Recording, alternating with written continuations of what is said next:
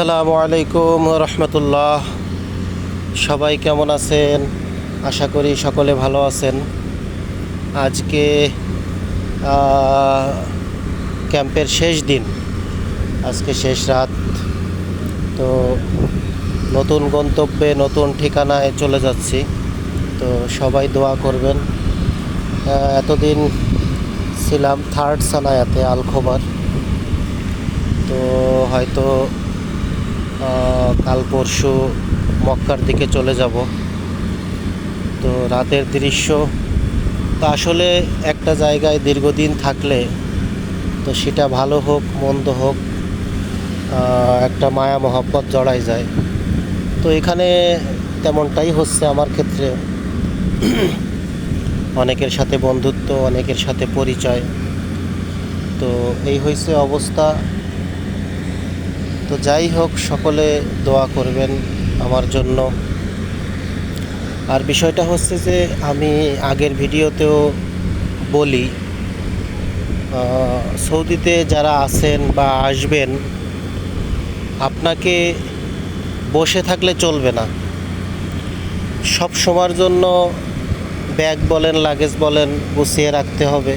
এবং bag luggage বেশি বড় করবেন না, কারণ এটা আপনার স্থায়ী ঠিকানা না। হুট করে এদিক সেদিক দৌড় দিয়ে চলে যাওয়া লাগতে পারে। আর যখন আপনি ক্যাম্পে কাজ করবেন বা কোথাও থেকে কাজ করবেন, খোঁজ খবর রাখবেন, মানুষের সঙ্গে সম্পর্ক বাড়াবেন, বন্ধুত্ব বাড়াবেন।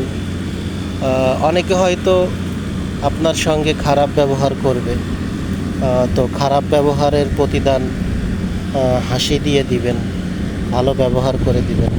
হ্যাঁ, এতটা দিবেন না যেন একদম কোণঠাসা হয়ে যান। তো এই হয়েছে অবস্থা। তো এইখানে প্রিকাস্ট ফ্যাক্টরিতে কাজ ছিল। কাজগুলো মোটেও সহজ ছিল না, বেশ জটিল এবং কঠিন ছিল। এক্সপেরিয়েন্স গ্যাদার হয়েছে। যদি বলেন যে এখান থেকে কি পাইছি, এক্সপেরিয়েন্স পাইছি, গ্যাদার হয়েছে। তো এই হচ্ছে বিষয়। তো আমি এইটাই থাকতাম মানে এখনও থাকি, যতক্ষণ আসি আল্লাহ পাক রাখে। যে এই পাশেরটায়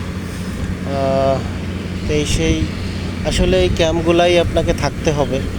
তো যারা বাংলাদেশ থেকে আসবেন, অবশ্যই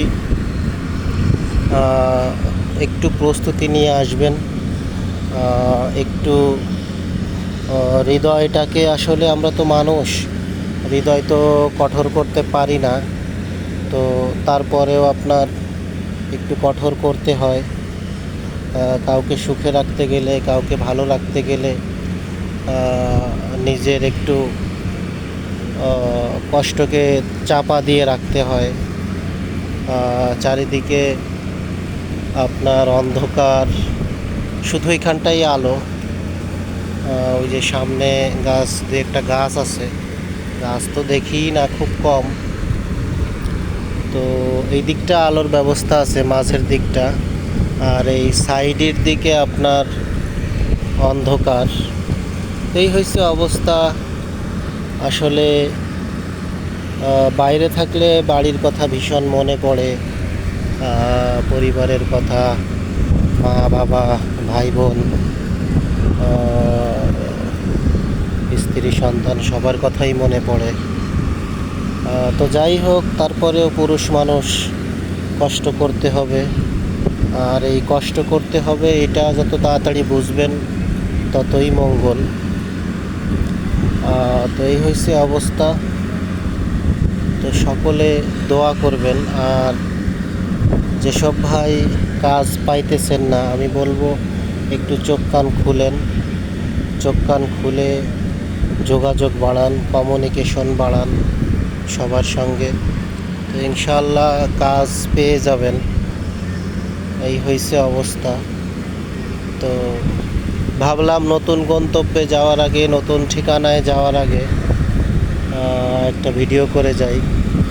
আর আগের ভিডিওতেও আমি বলছি যে অবশ্যই যারা আসবেন ভাই, বিদেশের বাড়ি, কাজ বাজ শিখে আসবেন। হ্যাঁ, কাজ আপনি দুই ধরনের শিখতে পারেন। একটা হচ্ছে ফিল্ড ওয়ার্ক, আর একটা হচ্ছে আপনার সরাসরি অফিস ওয়ার্ক। তো যারা পরিশ্রম করতে পারেন, শ্রম দিতে পারেন, তারা ফিল্ড ওয়ার্ক শিখে আসতে পারেন। যেমন আপনার ইলেকট্রিকের কাজ আছে, এসি ফ্রিজের কাজ আছে, ওয়েল্ডিংয়ের কাজ আছে। তো তারা এগুলো করতে পারেন। বিভিন্ন ধরনের ফিল্ড ওয়ার্ক, অর্থাৎ বাইরে ফিল্ডে যেগুলো করতে হয়, ইনডোর আউটডোর, আর সরাসরি অফিসিয়াল কিছু জব থাকে, সেগুলো করতে পারেন। আপনি রিল্যাক্সে করতে পারেন, সেগুলো ট্রেনিংও নিতে পারেন। যেমন কম্পিউটারের কাজ আছে, ডাটা এন্ট্রির কাজ আছে। আপনি যদি সফটওয়্যারের ভালো কাজ জানেন, সেগুলো করে আসতে পারেন। এরকম নানান ধরনের কাজ আছে যেগুলো আপনি শিখে আসতে পারেন। অর্থাৎ আপনি যদি চিন্তা করেন আমি শুধু হেল্পারই করব বা লেবারই করব ভাই, তাহলে আপনি বেশি দিন টিকতে পারবেন না। কারণ আপনি অ্যাজ এ হিউম্যান বিং হিসেবে আপনার একটা লিমিটেশন আছে। You have a limitation.